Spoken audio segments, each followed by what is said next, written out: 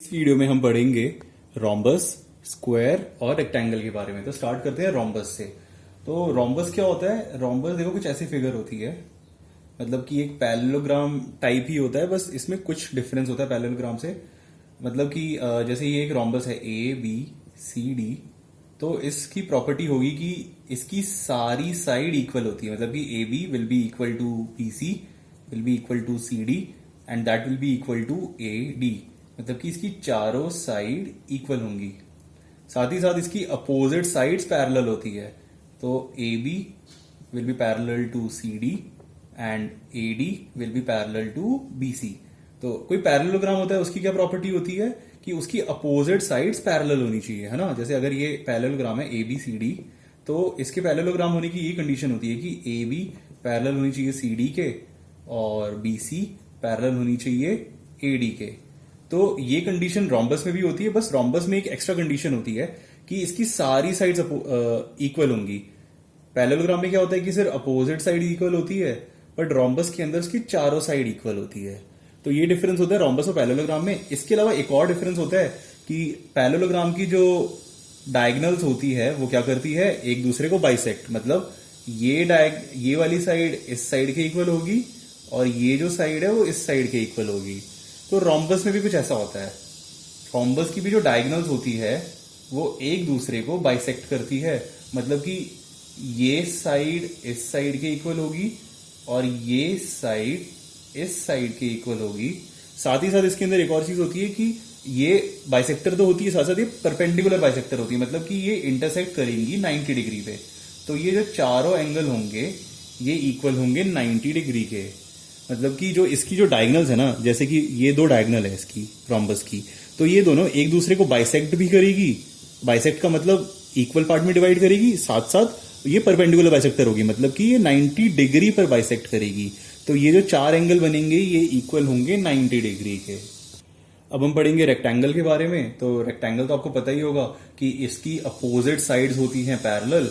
तो अगर इसका नाम है ए बी सी डी, तो side A B will be parallel to C D और साइड ए डी पैरेलल होगी साइड बी सी के। साथ साथ इसकी अपोजिट साइड्स इक्वल होती है। मतलब ये साइड इस साइड के इक्वल होगी और ये साइड इस साइड के इक्वल होगी।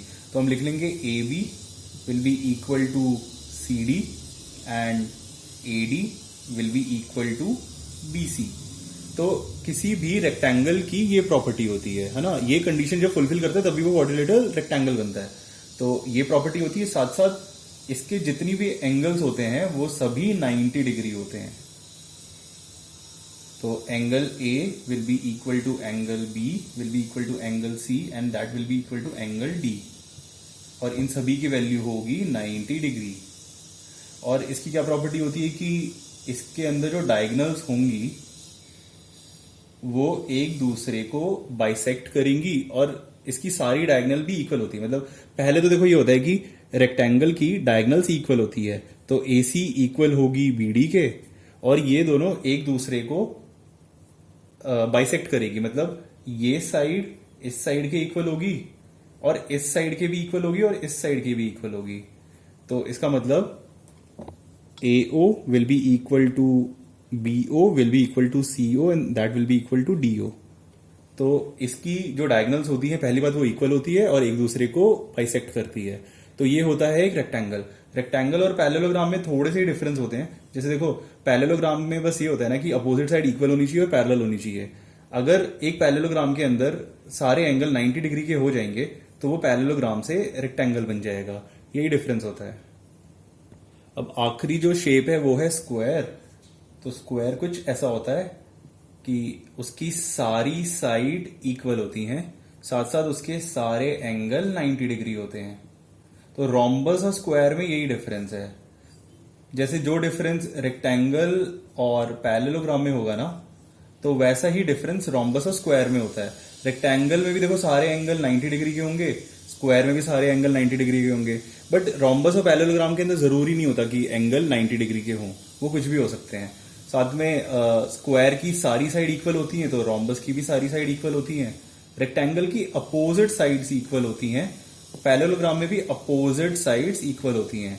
फिर पैरेलल का होगा अगर, तो ये साइड इसके पैरेलल है, रोम्बस के अंदर भी अपोजिट साइड्स पैरेलल है, और स्क्वायर और इसके अंदर रेक्टेंगल और पैरेललोग्राम के अंदर भी अपोजिट साइड्स पैरेलल होती हैं। ठीक है, तो ये होता है स्क्वायर। तो एक बार हम देख लेते हैं कि स्क्वायर की क्या क्या प्रॉपर्टी होगी। तो एक स्क्वायर ड्रॉ करते हैं, इसका नाम है ए बी सी डी। तो पहली प्रॉपर्टी तो यही होगी कि ए बी पैरेलल होगी सी डी के, और B C will be parallel to A D. Opposite sides parallel होंगी, साथ ही साथ उसकी सारी साइड इक्वल होंगी। तो A B will be equal to B C, will be equal to C D, and that will be equal to A D. तो इसकी चारों साइड इक्वल होंगी, साथ ही साथ इसके सारे एंगल इक्वल होंगे 90 डिग्री के। तो angle A will be equal to angle B, will be equal to angle C, and will be equal to angle D, और इन सभी की वैल्यू होगी 90 डिग्री। ठीक है, तो ये प्रॉपर्टी होती है स्क्वायर की। अब इसकी जो डायगनल्स होंगी ए सी और बी डी, ये दोनों भी इक्वल होंगी। A C will be equal to B D, और इसकी डायगनल भी एक दूसरे की होंगी परपेंडिकुलर बाइसेक्टर। यानी कि ये डायगनल है ना, ये इस डायगनल को बाइसेक्ट करेगी, वो भी 90 डिग्री के एंगल पे।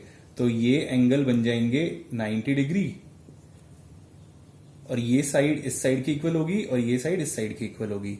तो ये प्रॉपर्टी होती है स्क्वायर की, कि उसकी डायगनल्स भी इक्वल हैं, साथ में OD will be equal to OC, will be equal to OB, and will be equal to OA। तो ये सब बाइसेक्ट करेंगी, और वो भी 90 डिग्री पर, यानी कि राइट एंगल पर। तो इसी के साथ हमने ये सारे कॉन्सेप्ट पढ़ लिए। तो अगर आपको ये वीडियो अच्छा लगा हो तो प्लीज इस वीडियो को लाइक करो और चैनल को सब्सक्राइब करो। Thank you.